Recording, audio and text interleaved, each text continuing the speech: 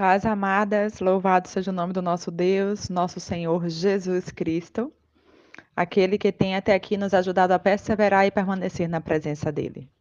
Estamos na leitura do livro Criada para Ser Sua Ajuda Idônea. Descubra como pode Deus fazer glorioso o seu matrimônio, da irmã Debbie Porrow. A tradução é Maria de Fátima Couto Pires.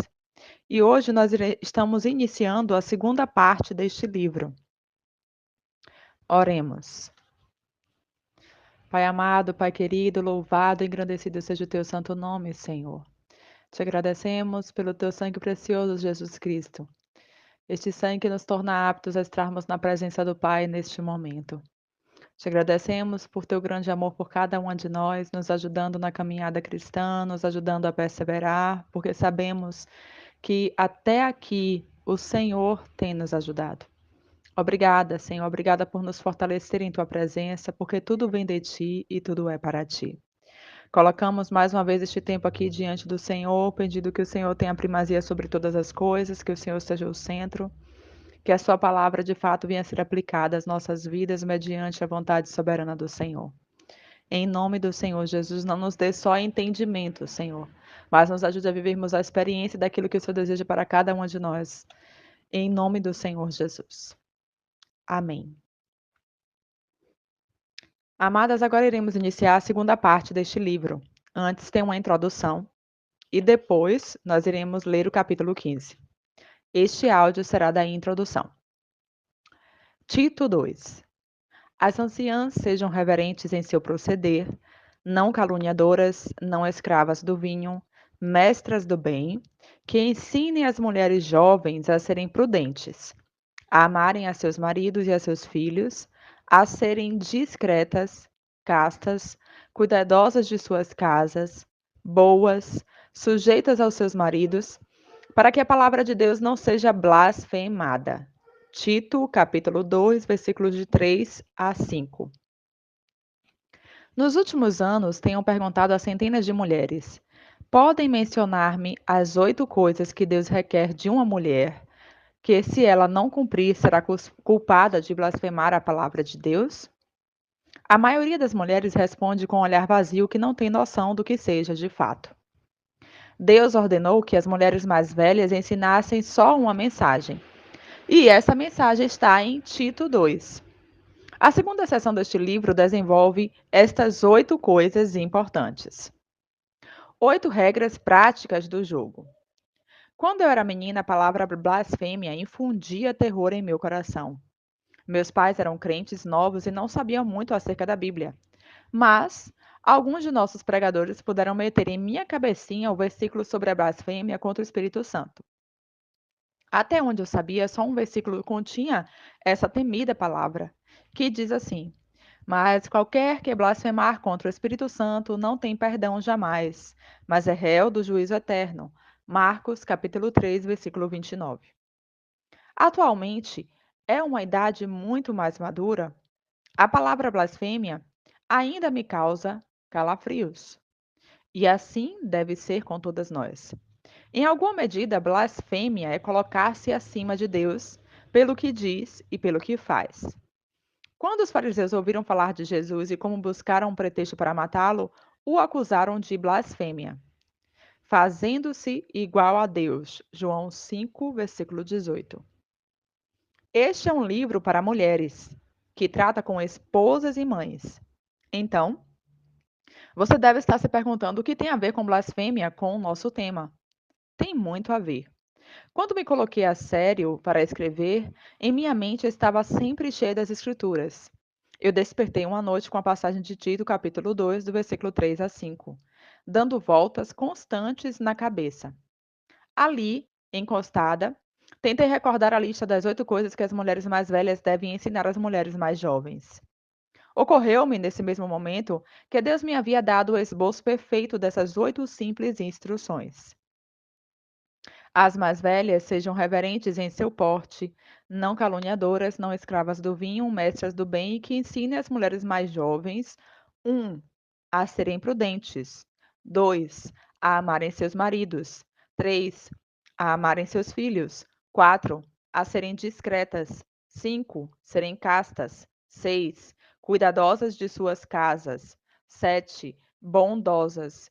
8. Sujeitas aos seus maridos, para que a palavra de Deus não seja blasfemada. Tito 2, do versículo 3 ao 5. Essa palavra blasfêmia nessa passagem parecia-me um exagero enfático. Como pode ser possível que uma mulher possa estar ocasionando blasfêmia contra a palavra de Deus por não ser discreta? Será correto que uma mulher faça com que a palavra de Deus seja blasfemada por não obedecer a seu marido? O que acontece se ele estiver equivocado? O que acontece se ela vestir um pouco provocativa e não tão casta como ela deve ser? Isso pode ser julgado como uma blasfêmia? O que significa ser cuidadosa de suas casas? Por que são tão críticas essas 8 coisas para as esposas jovens, a ponto de não se cumprir, se não se cumprir, elas receberem a qualificação de blasfêmia? Enquanto eu estava em minha cama naquela noite meditando essas coisas, pedi a Deus que me permitisse visualizar um pouco da mente e no coração dele com respeito a essa passagem, para que eu soubesse como ensinar as mulheres mais jovens a proteger a palavra de Deus de ser blasfemada. Então, Deus o fez. E a resposta de Deus me quebrantou o coração. Eu jamais pude imaginar o triste horror que me ensinaria precisamente porque a palavra blasfêmia é a palavra mais indicada. Mas primeiro, examinaremos uma por uma as 8 características que Deus ordena que as mulheres mais velhas ensinem às mais jovens. E aqui finalizamos a introdução da segunda parte. Bem, amadas, agora iniciaremos o capítulo 15. O título é Ser Prudentes. Tito 2:4, que ensine as mulheres jovens a ser prudentes. Ser prudente, cumprir com dever, ser moderada, com domínio próprio, considerada e aprender a tomar decisões e tomar decisões sábias. E reinarão em teus tempos a sabedoria e a ciência, a abundância de salvação. O temor de Jeová será seu tesouro. Isaías 33, versículo 6. Sentido comum. Uma esposa prudente é aquela que enfrenta o fato de que já não é uma pessoa independente e livre com o tempo para fazer o que ela quiser. Ela sabe que o matrimônio é uma responsabilidade alegre, mas também uma responsabilidade séria. Nada não pode ser caprichosa e ao mesmo tempo frívola. Ela compromete-se a ser a melhor esposa, a melhor mãe e administradora do lar. Converte-se em diretora-geral de uma empresa da qual o seu marido é o dono. A sua responsabilidade matrimonial é conseguir que o lar de seu marido funcione harmoniosamente. Assume o papel de coordenadora de todos os assuntos. Se o lar não funciona de maneira ordenada, o matrimônio não será alegre e realizado, como tampouco será a criação dos filhos. Quando uma mulher considera prudentemente as necessidades, o horário, os recursos de seu lar, então será uma ajuda idônea e eficiente. Este planejamento eliminará a tensão e ajudará a estabelecer um ambiente pacífico. São as coisas simples da vida que podem destruir um matrimônio e conduzir a um amargo divórcio.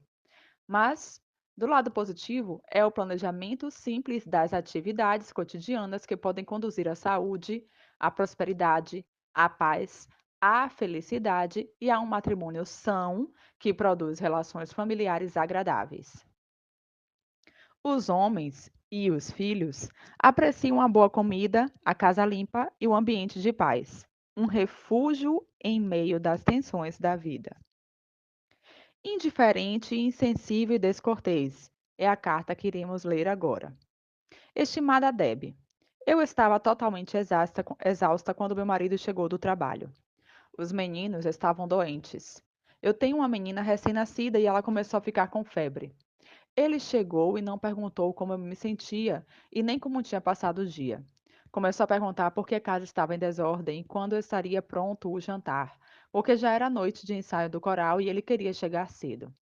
Então, ele foi descortês, insensível e indiferente ao meu esgotamento e à enfermidade dos meninos e a tudo mais ao nosso redor.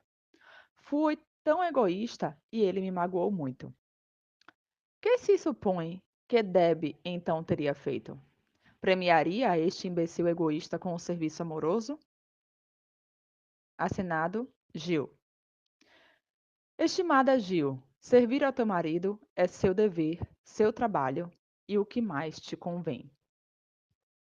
Ninguém pode negar que o marido de Gil seja insensível, porém os males não fazem um bom matrimônio. Um bem pode trazer grande impacto na relação matrimonial e mudar esse velho egoísta. Nunca duvide que teu trabalho seja servi-lo bem. Por isso, o planejamento antecipado é indispensável. Se Gil houvesse feito melhor o seu trabalho, seu marido não teria sido tão tolo. Ele fez planos antecipados em seu trabalho ou perderia o seu emprego. Se fizeres os planos antecipados, se podem evitar conflitos como este, seu marido se sentiria orgulhoso de saber que tem a melhor esposa do que a dos seus companheiros de trabalho. Se você concorda com o seu marido, com o tempo chegará a ser mais sensível ao seu trabalho, porém, tens que ser um bom soldado e mostrar-te forte. Eu já tive muitos bebês doentes e sei que em muitas ocasiões não era muito fácil. Porém, se pode pôr em ordem a casa, preparar comida e manter tudo funcionando tão harmoniosamente como sempre. Como mães, nós frequentemente nos sentimos angustiadas por algum menino quando fica doente. Mas isso não é motivo para descuidar de nossas obrigações. A esposa prudente se põe à altura de cada circunstância. A tarefa: aprender a usar a ferramenta maravilhosa da cozinha, a panela elétrica de cozimento lento. Nesse momento, quando eu estou a escrever isto, é exatamente um domingo. Essa manhã, às 8, eu coloquei vários peitos de frango congelados e um pouco de arroz na panela elétrica. Acrescentei água, aipo, pimentão e condimentos e coloquei num fogo lento. Quando entramos em casa ao meio-dia, a casa estava cheia de um delicioso aroma.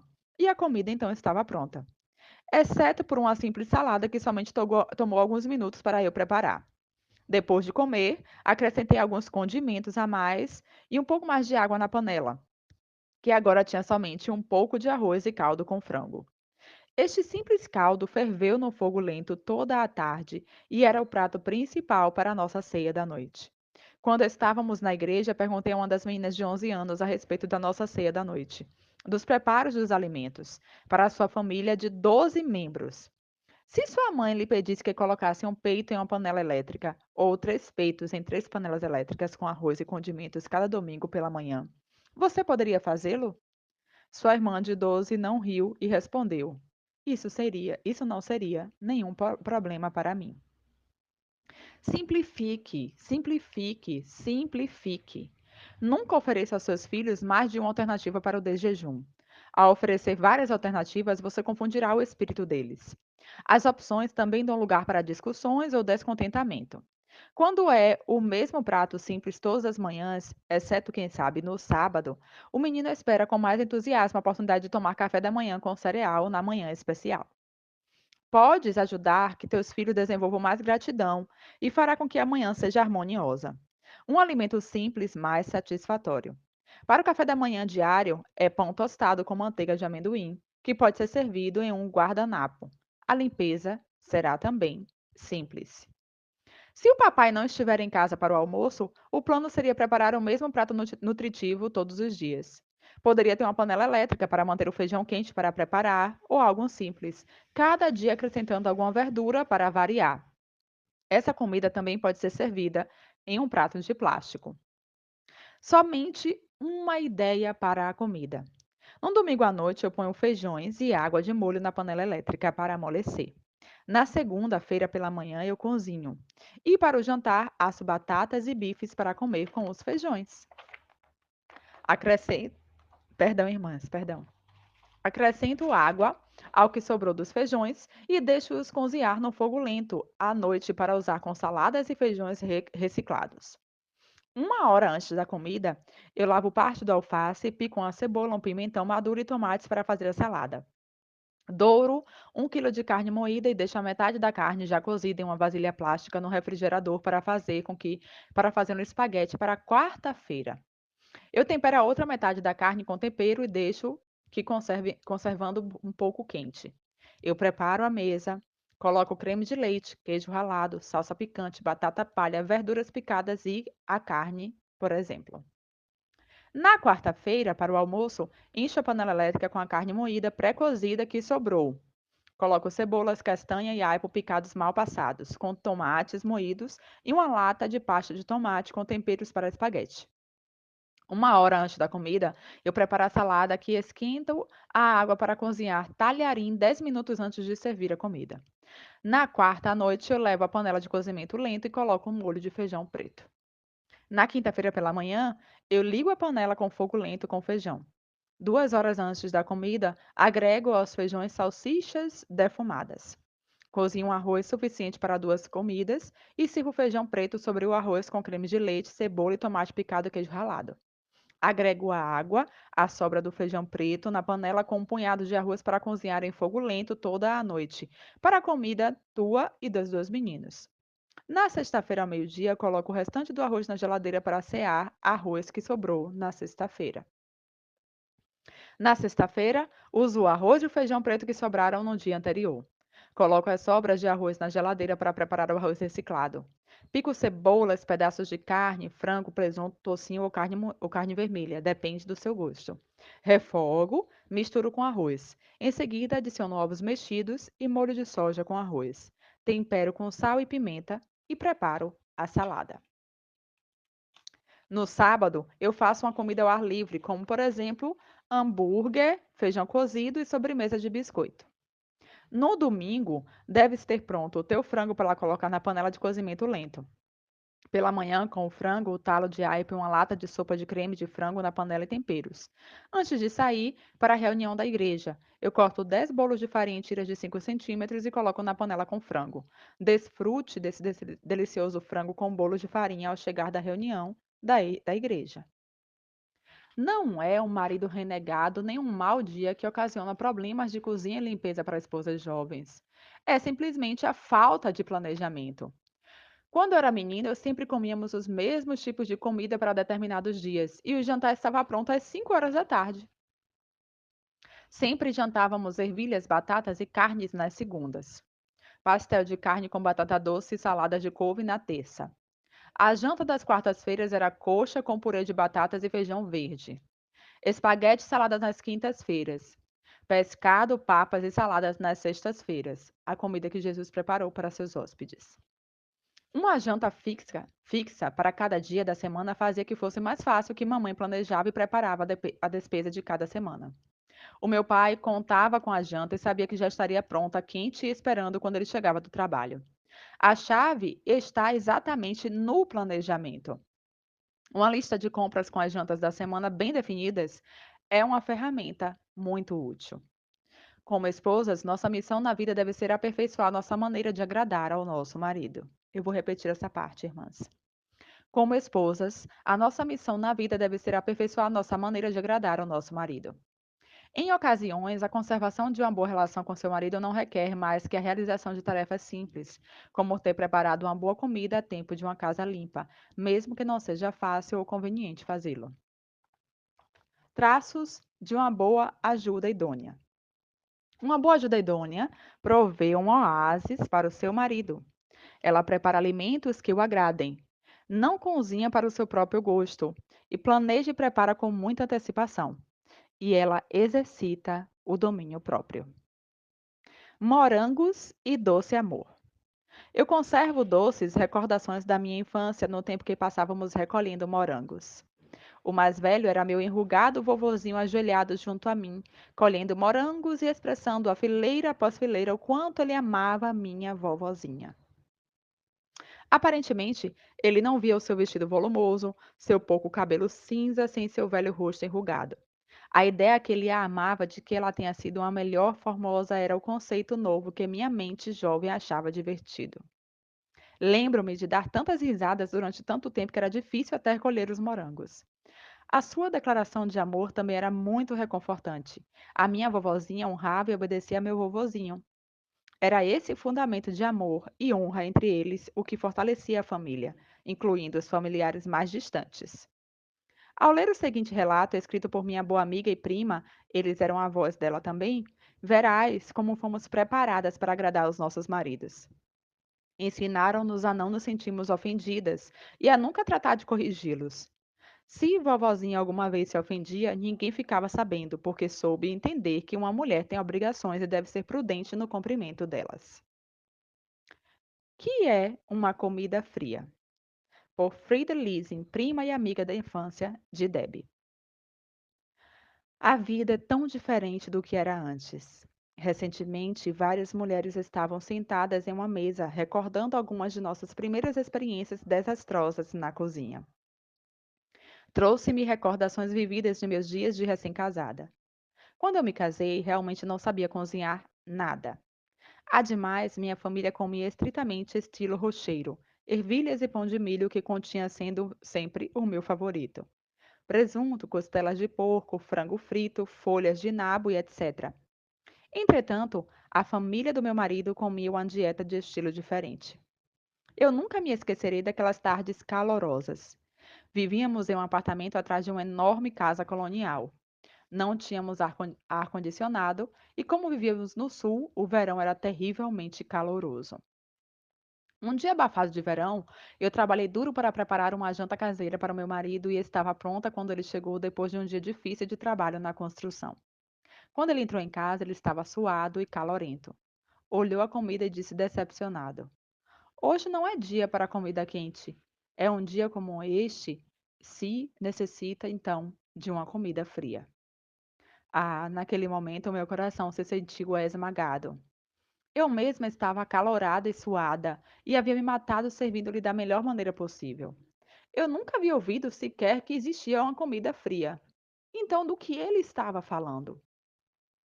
E nessa etapa da minha vida, um tomate rochedo com um atum ou uma salada de frango eram totalmente desconhecidos para mim. Eu devo dizer-te que minha experiência não era tão divertida há 30 anos atrás, mas ao terminar de contar para as minhas amigas, todas estavam rindo de ser esmagadas porque me haviam sentido naquele dia. Surpreendeu-me ver que uma das mulheres jovens da mesa não lhe pareceu engraçado, respondeu irritada. Jogou? Não entendi. Eu teria jogado. Esse comentário fez com que parasse de imediato as minhas recordações. Eu fiquei com raiva? A vontade eu senti de jogar a comida em sua cara? Eu sinceramente não me lembro que isso tenha acontecido, mas eu recordo-me de haver sentido uma triste e muito grande tristeza. Mas meus pensamentos mais urgentes era que eu tinha que aprender a preparar essa tal comida fria. Quando eu me casei, o meu nome mudou para a senhora Lizzie. A vida dele e seus planos agora também são os meus. Eu considerava que meu matrimônio era a minha carreira pelo resto da minha vida e tinha intenção de desfrutar dele.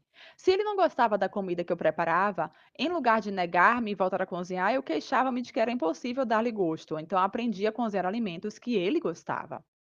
Eu só queria e estava decidida a agradá-lo. E descobri que, em realidade, não era tão difícil dar-lhe tanto gosto assim. A maioria dos homens é fácil dar-lhe gosto. Eu recentemente ouvi que alguém disse que a única coisa que precisa em um homem é de alimento, sexo e respeito. E ele estará bastante satisfeito. Definitivamente que essa é uma simplificação excessiva, mas por experiência eu sei que essas coisas são as necessidades básicas de todo marido. Por isso, eu tenho trabalhado desde essa perspectiva durante quase 33 anos atrás. A minha meta segue sendo agradar ao meu marido. Compraz-me dizer-te que ele se deleita comigo. E eu estava decidida a ganhar o seu deleite. Mais madura, mais sábia e ainda mais enamorada. Assinado Frida. Reflexão. Número 1. Foi agradável ao Senhor que Frida procurasse preparar alimentos que seu marido gostasse? Número 2. Teria sido pecado responder com raiva ou ressentimento? Número 3. Você haveria buscado agradar ao seu marido se ele houvesse manifestado ingratidão e insensibilidade? Número 4. Acredita que seu marido somente estava tratando sendo assim cruel? Número 5. Quando você se casou, viu seu matrimônio como uma carreira para agradar o seu marido? A mulher virtuosa é a coroa do seu marido, mas a mal com podridão em seus ossos. Provérbios 12, versículo 4. Desenvolva um novo hábito. A maioria das esposas que leem este livro foi criada para não honrarem os seus maridos. O mais possível é que tenha sido formada pelo exemplo da sua mãe, para não respeitar e para ter ressentimento contra seu pai. Foste formada observando que sua mãe mostrava desaprovação dos seus maus hábitos de ter pai e não mudou nada a sua maneira de relacionar-se com seu marido. Parece normal irar-te em lugar de buscar mudar para melhor. Não é fácil romper com uma tradição bem arraigada, mas muito valerá a pena o esforço. Liberadas para a sua mágoa. A raiz do movimento de liberação feminina, entre aspas, na década de 60, continua sendo e ensinando as mulheres a sentir desprezo pelos homens que estão em autoridade. Os meios de comunicação, revistas, novelas e livros populares têm fomentado a erradicação da distinção entre o masculino e o feminino. As igrejas tradicionais, como sempre, somente levam uma década de atraso em relação com o mundo, de modo que os livros cristãos e os ministros têm seguido com sua própria teologia de liberação feminina. Ministros e teólogos têm inventado a maneira de descartar a autoridade das palavras de Deus encontradas nas Escrituras, quando falam acerca da natureza e dos deveres dos homens e das mulheres. Tem chegado a tal extremo que as igrejas agora estejam convencidas de que a Bíblia apoia a mentalidade moderna. Quando eu era menina, ninguém em sua extensa parentela podia lembrar que houvesse um divórcio em nenhum dos lados da família, incluindo muitos tios, tias, primas e avós. E nem tampouco havia um caso de violência doméstica. Nos últimos 50 anos, tudo isso tem sido mudado de maneira dramática. É difícil crer, mas as seguintes sugestões foram tomadas de um livro de texto de administração do lar utilizado na escola pública da década de 1950. Isso era o que estavam sendo ensinado ao público geral quando eu era estudante. Você pode imaginar o escândalo que seria se alguém incluísse isso em um livro de texto da escola pública em nossa atualidade? Estava escrito assim, no livro escolar de administração do lar, em 1950. O título era Como ser uma boa esposa hoje. Tópicos. Tenha o jantar pronto. Planeje com antecipação, incluindo desde a noite anterior, para ter uma deliciosa janta a tempo. Essa é uma maneira de comunicar-lhe que este pensamento, que estava pensando no seu esposo e você se preocupa com as suas necessidades. A maioria dos homens chega em casa com muita fome, e a perspectiva de uma boa janta é parte da nobre e bem-vinda que necessitas. Assuma-te. Tire 15 minutos de descanso para que estejas descansada quando ele chegar. Retoque sua maquiagem, ponha um prendedor no cabelo para brilhar a sua juventude. Ele estava com muitas pessoas estressadas no trabalho. Seja um pouco alegre e mais interessante. Seu aborrecido dia pode estar necessitando de um estímulo. Recolha o que estiver fora do lugar. Faça uma última revista na casa antes que chegue o seu marido, recolhendo livros, jogos e papéis. Logo, passe um pano nas mesas. O seu marido sentirá que chegou a um refúgio de descanso e ordem, e isso levantará o teu ânimo também. Prepare os meninos. Tome uns minutos para levar-lhes a mão ao rosto das crianças, se forem pequenos. Lava-lhes. Penteie seus cabelos, se for necessário, e mude a roupa deles. São pequenos tesouros e ele gostará de vê-los assim. Elimine os ruídos. Na hora da sua chegada, evite barulho de secadora e aspirador. Anime aos meninos a guardar o silêncio e mostre gosto por vê-lo. Receba o seu esposo com um lindo sorriso. As coisas que uma boa esposa deve evitar. Não recebas com problemas e nem queixas. Não te queixes se ele chegou tarde para jantar. Considere isso uma coisa pequena em comparação com o que ele pode ter passado durante o dia. Deixe-o à vontade. Faça que se recline no sofá e sugira que ele descanse no quarto. Prepare para ele uma bebida fria ou quente, a dependendo da temperatura. Pegue a almofada e ofereça para tirar os sapatos. Fale com a voz terna, tranquila e agradável. Permita que descanse e relaxe. Não esqueça, é importante, escuta-o.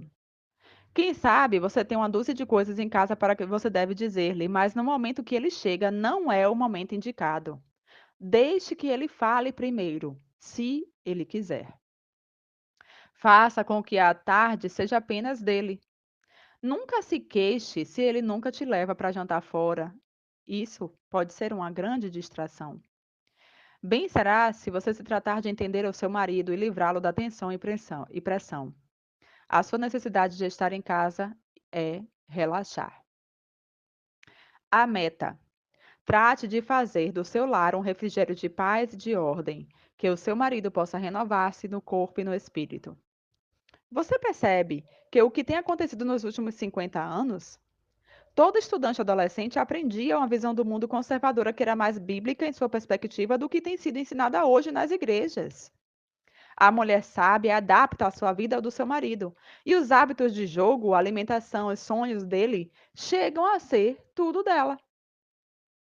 Eu estou à beira de um colapso de nervoso, foi a carta que recebi. Essa carta mostra que quando as coisas não saem da nossa maneira, geralmente faz com que tenhamos um espírito inquieto, nervoso, em lugar de um espírito calado, prudente que Deus quer que nós tenhamos. Foi bom saber que essa mulher finalmente encontrou paz. Isso é um artigo que ela se refere que se encontra em inglês no portal da internet www.nogreaterjoy.org. Escutei a leitura pública de seu artigo chamado Os Maridos Carnais, Esposas Mal-Humoradas e Meninos Violentos. Em um seminário em Kenalville, pela primeira vez entendi que minha ansiedade controlava o meu marido e era um reflexo da minha falta de confiança nele. Quando saímos do seminário e estávamos lutando com o tráfego, meu marido mencionou que precisávamos colocar gasolina. Passamos vários quilômetros e o tráfego seguia muito intenso. De repente estávamos livres e nas montanhas não havia onde comprarmos gasolina. E eu me encontrava em um estado extremo de nervosismo. Havia me agitado até o ponto de querer gritar que regressasse para a cidade para comprar gasolina. Eu observava o indicador da gasolina e estava totalmente vazio o tanque. Eu gritava em silêncio a Deus para que me controlasse, para que eu não dissesse que ele era um homem irresponsável, e que não seria uma decisão sábia dele. Enfim, eu sentia que deveria dizer-lhe o que fazer. Eu estava tão nervosa, quase enferma, mas pela primeira vez eu guardei silêncio e contemplei com admiração as montanhas. Depois de subir as montanhas uns 16 quilômetros, finalmente chegamos a uma saída onde havia um posto de combustível. O meu esposo olhou para mim e sorriu e perguntou: O que é que está acontecendo com você? Não foi um desastre de nervosismo como é de costume. Quanto me alegro que tens aprendido a descansar. Não é muito mais divertida a vida quando não se está tão cheia de medo? Estou orgulhoso de você. Eu tive que deter-me e pensei: se eu tivesse acabado a gasolina, teria sido uma tragédia. Mas eu compreendi que eu havia convertido muitas coisas em monstros. Eu tinha o contrário de um espírito calado e agradável que devemos ter. Eu tenho aprendido a não deixar que meus temores e irritação por circunstâncias incertas me controlem. Ou pior ainda, que controlem meu marido. Eu estou aprendendo a apoiar-me no meu marido. Assinado Sara. Haja, pois, em vós o mesmo sentir que houve também em Cristo Jesus. Filipenses 2:5. Santuários pessoais. Para muitas mulheres lhe faltam a prudência bíblica, para deixá-las ver a maneira que tratam suas casas como santuários que devem proteger em lugar de espaço onde podem desfrutar de suas famílias. Elas transtornam-se emocionalmente se sujar a almofada ou os meninos acidentalmente derramam leite sobre o sofá. Converte-se em um desastre emocional pelo que sucede no ambiente. Se você tem esse problema, permita-me perguntar-te: como é que te sentirias se o seu marido não provesse mais que um berço para o nascimento do seu filho? Assim foi o caso de Maria, mãe de Jesus. Acreditas que Deus poderia ter usado a Maria como mãe de Jesus se ela houvesse permitido converter-se em um desastre emocional porque ao seu redor não era limpo ou não estava em ordem? Pense naquela garota adolescente, Maria, presa ao lombo de um burro entre as contrações. Faziam que se retorcesse o seu esgotado corpo e o seu marido procurava desesperadamente um lugar para que ela desse à luz. Muitos têm especulado a respeito das quais virtudes teria Maria para que Deus a tivesse escolhido para ser mãe do nosso Senhor Jesus. Eu posso te dizer quais eram. Ela tinha eternidade no seu coração. Ela tinha domínio próprio. Ela era reflexiva e sempre estava aprendendo a tomar decisões sábias. Quando uma mulher jovem aprende a ser prudente, não viverá para as satisfações imediatas e temporais. Ela apreciará aquelas coisas que perduram para a eternidade. Letra de uma música. Maipá alpinistas. Há muitas tarefas, muitos pendentes. O trabalho nunca se acaba. E os afazeres não são nada divertidos. Ninguém agradece o seu trabalho. Não há nenhum salário. Somente que há para jantar. Não tem milho com arroz? Espana e varre. E sacode e consegue brilho. Então você olha para a sala e o que é que você vê? Os seus sapatos no piso, seu agasalho na cadeira, seu traseiro no sofá e os seus pés no ar. Então você tira os sapatos, empurra sua vassoura e fecha um olho para o velho, para fazer acontecer. É por isso que Má e Pá estão felizes e casados. Para nossa reflexão, a prudência. Traços de uma boa ajuda idônea. Uma boa ajudadora idônea estabelece com refúgio o seu descanso, que é o seu lar. Ela adapta-se ao horário do seu esposo e os hábitos de alimentação dele. Ela se relaxa e desfruta da sua família como um lugar de angustiar-se e preocupar-se. Ela faz exatamente ao contrário disso. Palavras com que Deus descreve a mulher ímpia. A mulher ímpia. Procure os versículos em uma concordância e note-os. Peça a Deus que faça se aborrecer de toda a evidência das coisas de uma mulher ímpia e da vida dela. Creia e entenda que Deus te fará livre. Fantasia, alvoroço, insensatez, ignorância, fofoca, rancor, bobagem, cólera, ódio, intromissão ociosa, apartamento da razão e astuta. Trate com Deus a sério. Pense em uma ocasião no passado recente em que te iraste e te ofendeste porque o seu marido respondeu de uma maneira que consideraste incorreta. Lembre-se que no outro lado da moeda de estar irada e estar ofendida é a mesma moeda e termina os mesmos resultados: um matrimônio mau e uma relação tensa. Quanta diferença crê que tem havido no deslance do conflito se houvesse recordado que o trabalho seu é agradar ao seu marido? Escreva a sua própria história. Primeiro, escreva que terminou em uma grande rivalidade. Logo, escreva o relato como deveria de fato ter terminado. E lembre-se que ele não tem que ter razão.